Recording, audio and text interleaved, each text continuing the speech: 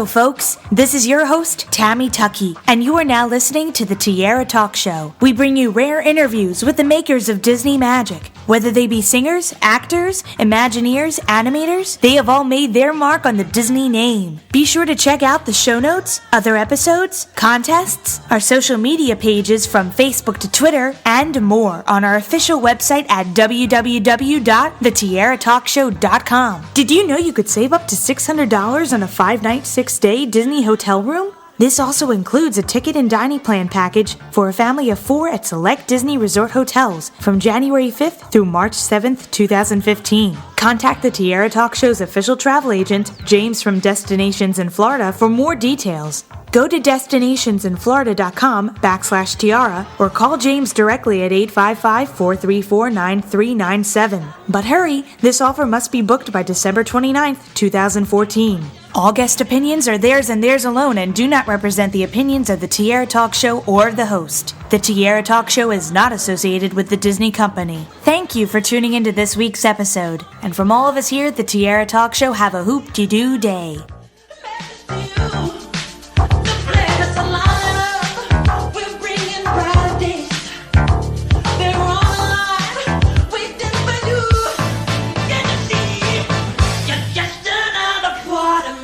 I'm excited to welcome this week's Tiara Talk Show guests, the dance cast of the 1986 Disneyland attraction, Captain EO. Hi. Yay. Hi. Hello. I'm Helene Phillips, and I started out as assistant choreographer to Jeffrey Hornaday, and Jeffrey was working on a couple projects at the same time, so he left during rehearsal, and I ended up running the entire shoot for Captain EO. I like that, Helene. Thank you. Lezlie Mogell, and I was one of the dancers, just one of the dancers, in orange and black. And my name is Robin Magliato. I was Robin Summerfield at the time, and my good friend Felix got me the job, and I was thrilled to do it, and I was also one of the dancers. My color was yellow and black. I'm Ann Hermansen now, but was Mary Odie then, and I would say we were principal dancers, you guys, and the only reason I'm emphasizing that was this was an amazing contract for dancers at the time. It was a SAG contract. We didn't always get those, and we got to make some really nice money. A lot. And I was very grateful that it was under that contract because as dancers, we don't often get that. So I'm going to say principal dancer. And our last guest, Felix. I was on the skeleton crew. Yes. Oh, Felix. yeah, that's a big thing. So we were also on the skeleton crew, so we worked before everyone else came in with Helene and Jeffrey and Michael and Taco and whoever else it was. Oh, yeah, right. Yeah, and you're right, Mary, that contract was really good. And we went into so much overtime. Remember, we got golden time and a half or something? Yeah. Because Michael... Remember? Well, there was all of that stuff. Yeah, it was very special, and I look back and I thought how lucky we were, and we did find a lot of extra energy when that golden time came in. We were extra peppy. We were golden. We were so golden. Yeah. Oh, and what did the color mean? I was red, and I think I was red. Was there? What? You were red. There were. Well, the blacks were the bad guys. When we changed into those horrible black hot. Oh my costumes. God! So Don't you remember changing? At one point. Don't you guys remember? Okay, now you're going to be orange or whatever your color was, and then go. We were showering and scrubbing that black stuff off, and then we'd have to change back into the orange. It was crazy. That was when we'd come and they'd put us in one costume and say, "Oh, sorry. We made a mistake." Yeah. Right. That's not what we're shooting today. We're shooting the other people today." But that's when you're like, I'm on a SAG contract. It'll take hours for this makeup to come off. Exactly. On. Remember, it was July, and we were like sweating our off in those costumes. Yeah, it was. The black was really very, very hot. Because they were basically, what were they? They were like a jumpsuit, like a parachute jumpsuit kind of thing, with everything they could think of putting on it, and then spraying it and glue sticking it on it. you know? Well, just so our listeners know, I just want to pop in here really quickly, just as a warning to listeners, we will be revealing some spoilers from the film Captain EO during this interview. So if you have not seen it, and Disneyland, if you've not seen it before, you need to head to Disneyland, Walt Disney World, or YouTube, and you can watch it in its entirety if you haven't seen it yet, and you'll be glad you did. This was a little film, I like to call, starring Michael Jackson, directed by Francis Ford Coppola, and produced by George Lucas. I had Cindy Sorensen, and we were talking earlier that she portrayed one of the Captain EO's alien crew members. I had her on the show a few months ago, and she said that she had no idea how huge this project was and who was attached to it at the time that she auditioned for it. So was this the same with the dance auditions for you guys? No, we knew how big it was. Yeah. Oh, yeah. No, this was like working for somebody at the time. Michael was like at his peak. I mean, yeah, right? Thriller had come out, and it was like, you know, he was on the rise, and everyone knew this was, I mean, Francis Ford Coppola, please, and Lucas. I mean, you can't get any bigger than that. The audition, I just remember, was massive. I was new on the scene. I just graduated high school, and I was scared to death. And Helene, you were so nice to me. Felix, you were not so nice to me. But anyways, we're all over that now. No, I'm kidding. No, I'm kidding. Felix, you were always a doll. But everyone knew, even at the audition, that the stakes were extremely high. And it was, wow, I mean, it was really incredible, the auditions you saw. You know, the best dancers giving it their all.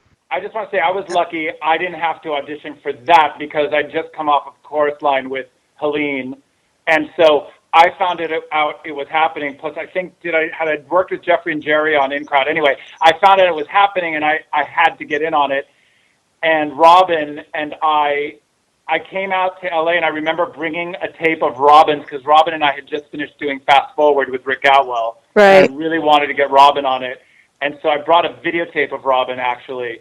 And I remember sitting in Helene in your house in Manhattan Beach. Yeah. And showing you the tape so that you would hire Robin. Right. Which I must say thank you, Felix, because I had no idea that was such a big audition. How many dancers actually auditioned? Does anyone remember? Oh, I remember. I have kind of a funny story. You know, hundreds and hundreds came, and we went to a studio called Debbie Reynolds. Oh, yes. And it was basically me and a girl named Michelle Johnson who taught all of the dance. But Jeffrey said to me, you know, just teach him and we'll do it. Well, there were so many hundreds of people that we split them in half. And we said, half of you go, and I'm going to teach half, and then we'll switch, and I'll teach the other half. So I go and teach half of the hundreds, and then Jeffrey was getting a bit antsy, which I understand, and he goes, all right, let's go. I got to get going. And I was like so nervous myself. I went, oh, okay, let's go. And then here we start auditioning, and I've only taught half of the hundreds. Oh, my God. Yeah. A friend of I mine, was in that other half, and we were learning it in the hallways. Yeah, well, so a good friend of mine, Track, you guys all probably know. Yeah. She comes up to me and whispers, while we're at the audition, Helene, there's half of the group that didn't get to learn it. And I almost just died. I felt so bad. And I said, look, have them sneak in. It's going to be hours before you have to audition and just learn it, which was really like, you know, so amazing that all of these hundreds of people figured it out, which dancers do. And, you know, and I'm so proud of that. And I feel so bad that happened to them, but everybody just like worked it out. I mean, this was also the same time. I mean, Jeffrey, they were coming off of Flashdance. Flashdance, This was such a great golden period in that moment. Yep. Yeah. I mean, everybody that came together on that job, Coppola, Lucas, Jeffrey, Michael, and all of us, I mean, we were all like at our prime. There was like this kind of kinetic kind of thing going on. Well, we also, if you look at it, it's the beginning of all those things. The beginning of the 3D, the beginning of those rides where the seats move and the steam comes through, the fog steam. It's the beginning of pop locking. It's the beginning of, you know, flash mob. Well, but then also think about how.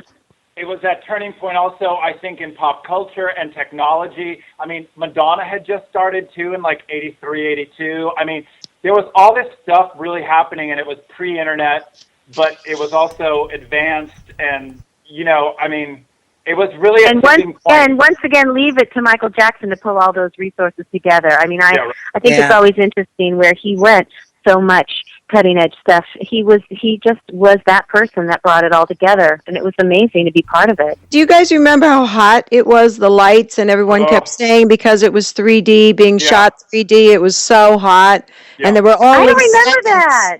There were only seconds that we could film, and then they had to shut it down because it was so hot. Yeah. I distinctly remember. But also the cameras were so big. Remember, we had to set up, and you couldn't change it for the day or something. Yeah. It was crazy. Well, Helene, you know more about that aspect of it.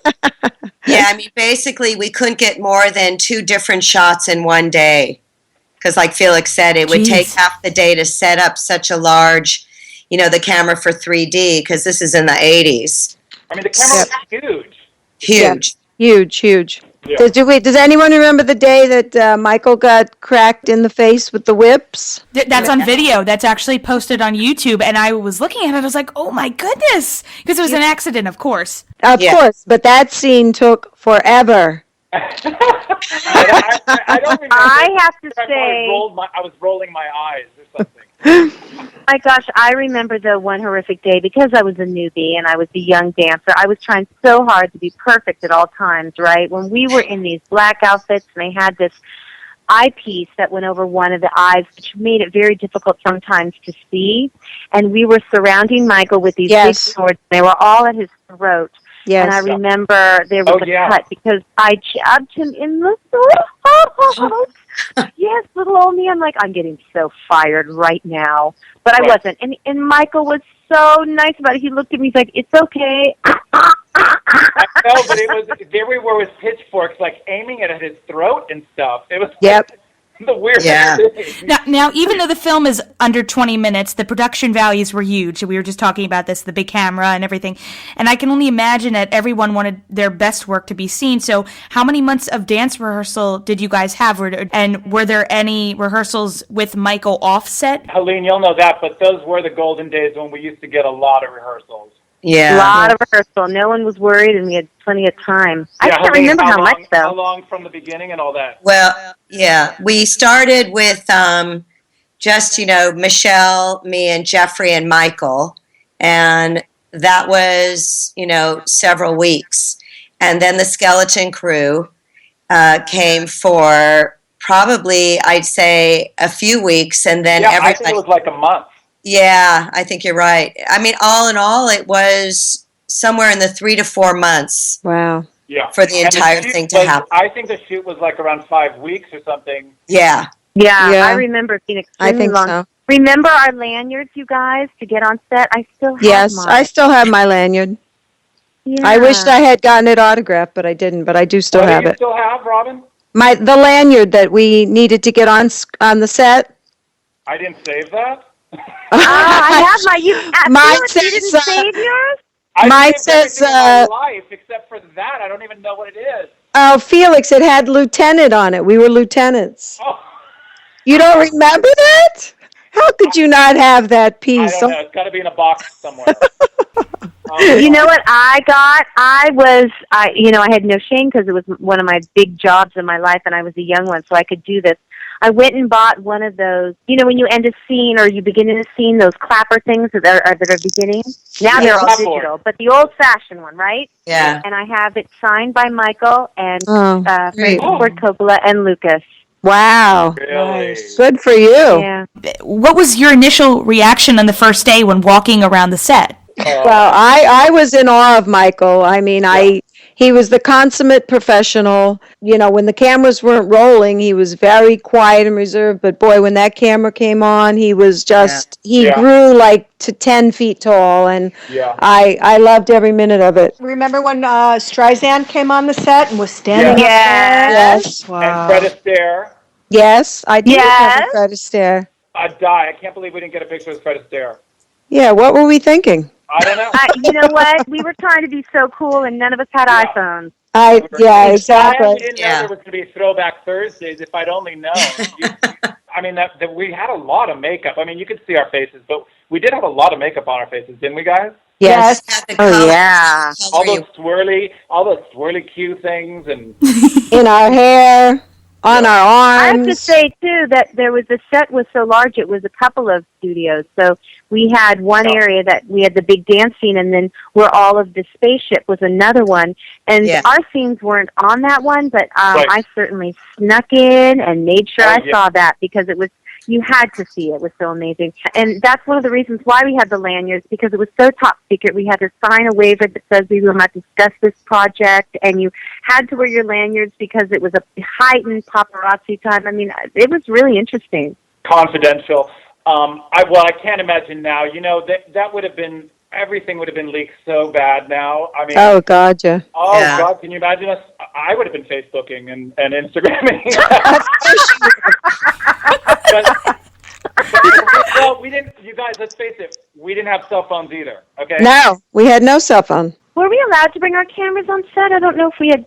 I mean, I know we took some pictures, but I don't know. At that point, I just remember. I don't know if I was sneaking it or not, but I took a lot because I just thought someday we're going to need it, and look, here we are. Like your lanyard you threw away. Yeah, right. Well, that's probably the only thing I threw away. I can't even imagine. Oh my God. And then, Now, I read a really interesting story that Michael wanted extra speakers on the soundstage since he could not feel the bass, and the crew swore that the huge speakers were already rented out, but by the next day, there were already extra new big speakers in there.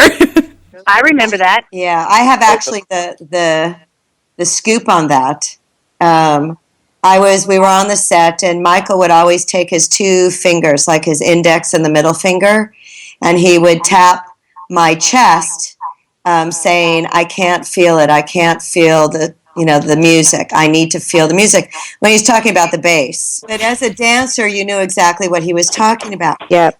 I knew from the producer end that they had these concert speakers outside, but they didn't want to use them because it was very expensive. And they were hoping to just keep whatever they had inside. But every day, Michael was like, "I can't feel the music." So one day, I went up to Michael, and I just whispered, I just said, "Look, here's what we're going to do, and if you do what I'm going to tell you, you'll get your sound, I promise." I love this story. This is a good one. And I said, in the middle of the take, just stop and say, "I can't hear the music." I said, "But you've got to do this." God. And I said, "In seconds, you'll have your sound." And he did exactly what I said. And literally in seconds, they brought the new speakers in, and he had his sound. Mm-hmm. So that's really exactly what happened. I just remember the difference, and I felt like, oh my gosh, what a difference! I mean, you want to have inspired people. You just, you do stuff like that. It was amazing. Yeah. Okay, do you guys remember when Tony Fields, R.I.P. Tony Fields, solid gold dancer extraordinaire, killed the bee? Absolutely. I remember that. Wait, tell me this one. There was a beehive up in the soundstage, and they were falling onto that round circle thing, and we were reversing. Gosh. And Michael came in, and we were running it with Michael, and there were bees, and Michael was a little bit scared of them, and Tony just went up and stomped it, thinking, "Oh, here, I'll save you," and stomped it, and then Michael was like heartbroken because he killed a life. Yes. Oh my God. He was. He said that bee had a soul too, Tony. Thank you, Robin. I forgot. That's exactly what he said. He goes, that bee had a soul too, and he was devastated. He was very upset at that. And of course, Tony was mortified and tried to just dance around it. Yes, this is the same Tony that tried to take Liz's ring off her finger while we were taking that picture. Really? Yes, he was slowly slipping it off her finger. We got to flash mob this baby sometime at Disneyland. Yeah. I say let's do it. I remember going for my wardrobe fitting and passing Michael's jacket and recognizing how small I was. I did. I tried to put my arm through. It was really skinny. He's so small. But he was so small, I was amazed. And his initials, I put in. It was just a really incredible craftsmanship. But again, if we knew now, knew then what we know now, my God, like, I would have saved that lieutenant thing and all that. Yeah. Oh, my God. You know what? I'm going to go right now and put mine on. Felix, if you can't find yours, I'll make a copy of mine and give you one, okay? See, to me, it was a very, very, very, very important job because I had just graduated high school and I didn't get a scholarship and I didn't have any teachers pull me aside and tell me I was good. And I had been doing pretty good, and I thought, who's going to support me in this? Other people were getting scholarships, and so when I went to the audition and I booked it, it was like, because I was almost going to give up. I was going to give up on dance. And when I booked the job, and when I booked the job, I swear it was because Michael, it was kind of like, okay, I'm good enough. And so when Michael passed, and I'm not one of those, fan kind of people. I don't write in. Felix knows I don't do Facebook. I'm not that sort of person. But when he passed, I went and got my picture with me and Michael, and I went to his house, and I laid it on the gate because I was forever in debt to that man because he kept me in the game. I think I really would have given up dance. Wow, that's great. Yeah, that's a good story. Did you see how one job can change the trajectory of your career? I mean, dancers, I really feel that. It's just bizarre. Again, it's time, and with Facebook now and looking back at our histories, and like if you do Throwback Thursdays, and everybody's all of ours, and you realize, wow, when you look back, like I've always said, and Helene has heard me say this, you connect the dots looking back. They're like pretty amazing dots, and I'm so proud of those dots. But I'm so glad that's one of them, and it wouldn't have led to another one. No, but that's very true, Felix. I agree with you 100% on that, and I think to us it maybe doesn't seem like such a big deal sometimes. But if you tell somebody you worked with him, they're like, "Oh my God, really?" Mm-hmm. Yeah. And you're like, "Yeah," but you kind of just wash it off like it was not a big deal. It was a huge deal. He was a huge star, irregardless of what you think about him. He was a huge star, and the energy and the power was just unbelievable to be behind him. Remember, he was the biggest star in the world, and there was no internet. Right, exactly. Wow, good point. You'll never forget what it feels like doing the choreography with him. Like you rehearse and you do it one way, and then he walks in, and then it goes to another level. Yeah. And then, we got to be in Life magazine, remember that? And that was pretty big, Life magazine, before it went out, I don't remember that. I don't remember that. Yeah, I actually have that magazine. Were you guys invited to the opening day of the show, because they have a Disney Channel special of just all these celebrities going down in their own carriages to go to the actual theater? Were you guys there at all? I don't think they invited the dancers to that. I don't think they invited the dancers. I don't think so either, yeah. No, we weren't invited to that, but we were invited to when they opened it at Disneyland, and remember, it was shut down for our party. Marianne, I think you were talking about when he passed, and I'll never forget the day because we'd just gotten off the field. My daughter had graduated high school, and everybody's phones were off during the graduation. As soon as we got off, all phones went on. It was like, boom, Michael Jackson died, and we were like, immediately thinking it's a hoax, something. How could this happen? No, this is impossible. And these were kids that even related to Michael Jackson. At the time they were 17, 18 years old, and you were just heartbroken and shocked. I remember how many kids, when we were doing this and when he was at his peak, how many little kids, like 3, 4, 5-year-olds, like my nieces and nephews, I remember, were completely enthralled by him and all of his stuff. Yep. Even then, when he was at his peak, it's not like they had to wait. I mean, he reached out to so many generations. I don't think I can ever forget that shoulder shoulder hip hip pop. Yes, me neither. Or when we stepped out and dropped our heel, switch. Oh my God. Now I don't remember any of that, but I do remember, Helene, you were working your butt off. You really had to work hard. Yeah. I worked hard, and so much of the time I was doing Michael's part. I don't know if you guys remember. Yes. So, Yes. I was like trying to put him in my body all the time, and it was extraordinary, sort of, at the moment. Or thinking back on, going through that whole process and pretending to be Michael so much of the time, and then getting Michael in it was really great. What, if anything, if you were to take away one thing from Michael, what did you learn from Michael?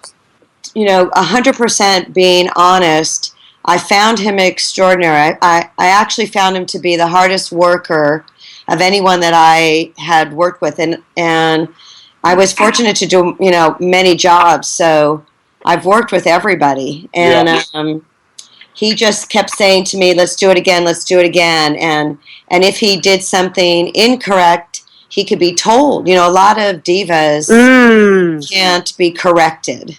Yeah. And he just wanted again and again and again, and then I remember at the beginning of the shoot one day, he had this, it looked like a chocolate bar, and I'm allergic to chocolate, and I was like, what is that? He goes, oh, it's carob. At the time, I didn't know what carob was, and I was like, what is that? So he gave me a bite, I tasted it, I was like, oh my God, I love that.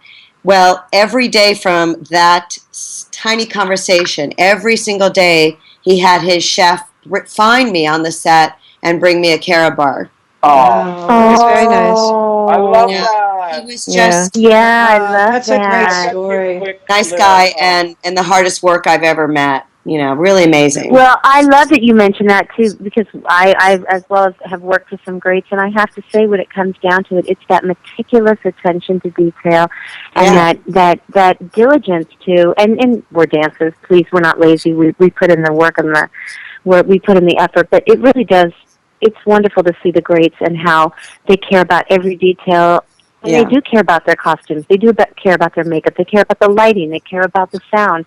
And I think it does come down to that. The greats really care about those details. I think there's a word that you wouldn't think of applying, and it's humility. And I think that comes from the dance background too, and him connecting with dancers. Because even though we have attitude and all that, we all do have a humility, and we know how hard we have to work and all that. I think he always appreciated that in us. And I think that's what you saw when you worked with him, was this humility. He was the biggest star in the world, but there was this groundedness on as an artist. You know what I mean? Yeah. Well, I also found him as a person who was also inquisitive too, because you think he knew everything, and he'd be the first one to go, show me that move. Like, remember when the poppers were there? He was like, mesmerized, and you're like, wow, but you're the it guy, and you're trying to get moves from somebody else. Like, that's pretty cool.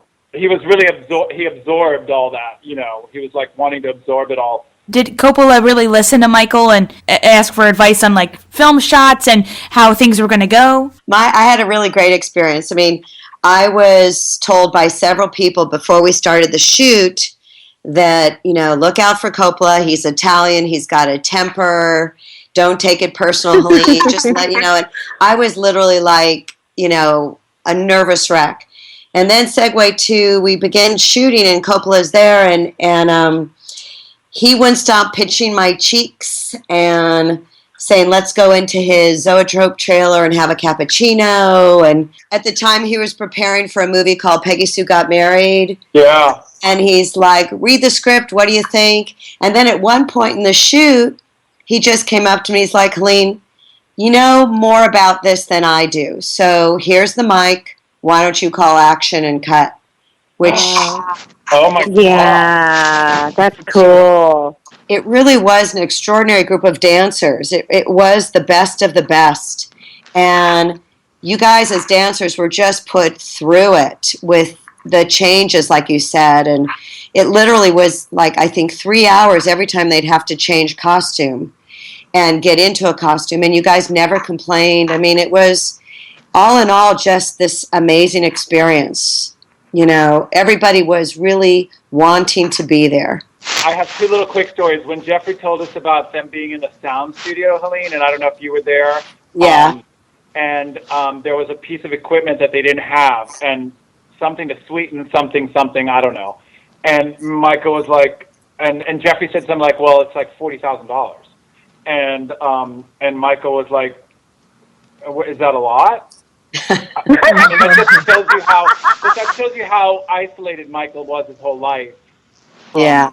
That kind of stuff. And, when they say he didn't have a child and all that, it shows you how he really wasn't, he was an artist and he didn't have to worry about those things, luckily, for, and then maybe that's why he could bring together, multi-million-dollar directors and things like that, and he was like, just do it. I mean, so. Right. And I remember going to his trailer once. For some reason, I went to his trailer, and I remember he had like Mickey Mouse everything in the trailer. You know what I mean? Right. Wow, holy cow. Now I have some fun Disney questions for you guys. I call them the Fab 3, the Donald, Goofy, and Mickey questions. So our Donald question is, as a child, what Disney film would you always like to watch over and over again? Oh, I think Snow White. Oh, Mary Poppins. Cinderella. As a child, I don't know, but I'll say for my girls, it was definitely Snow White. Aladdin, because I did all the movement in it, and it bought my first home. Oh, nice. Really? Yes. Awesome. That was when they would film us dancers, and we would be all the different characters. They would film it, so it was a SAG contract, and we were like principal actors, and I had just gotten pregnant, and I was on Broadway at the time, and I thought, I'm not going to be working for quite a while. I was on maternity leave, which was great, but no paycheck. And so I thought, what am I going to do? And I got a residual check from Aladdin, and it bought my first home. Wow. And I was so grateful. Nice. So grateful. And now our name, any Disney song at this moment, what immediately comes to mind? Let it go, let it go. Yeah. I can go the distance. Oh, I love Hercules. I love that pick. Good one. Good one, right? Wow. When You Wish Upon a Star, it's like, oh, so wonderful. Oh, God. I'm totally blank. I can't think of anything. Pass me. Robin passes. This is my, what's it called when you can take the time out? I'm taking a time out. She's phoning a friend. Phoning a friend, right. Yes. Oh my gosh, phone a friend. No, I love this song from the Wishing Well. I'm wishing for a little bit. In that Wishing Well at that castle at Disneyland, I don't know why I love putting my money down there. Throw it down there and it all lights up those little statues. I love that song. It's beautiful. I love that song too. It's cool. There's gorgeous. so many, but there really are. You know what I was thinking, though? What I was thinking just now, how much Walt's vision supported the arts. Like, think about how many dancers have gone through Disneyland or Disney World, how many movies, how many, artists and artists and artists and cutting-edge stuff, and we were lucky to be part of it on here and there. Myself just being part of Aladdin or being part of Captain EO. Like, how neat. His vision had this domino effect that employed so many artists.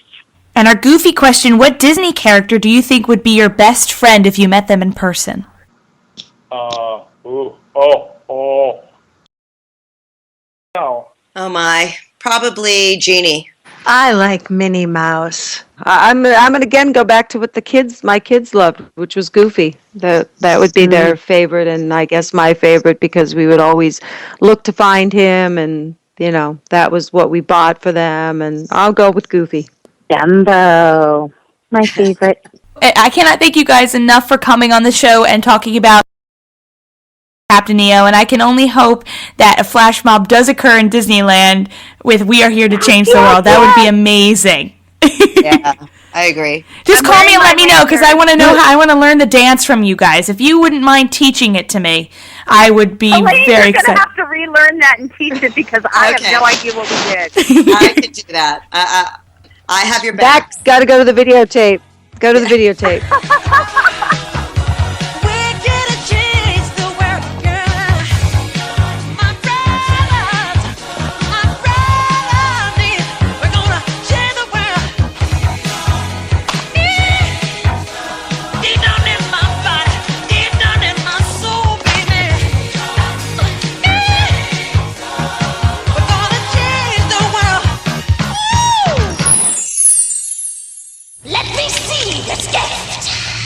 Not only see, Your Highness, but hear.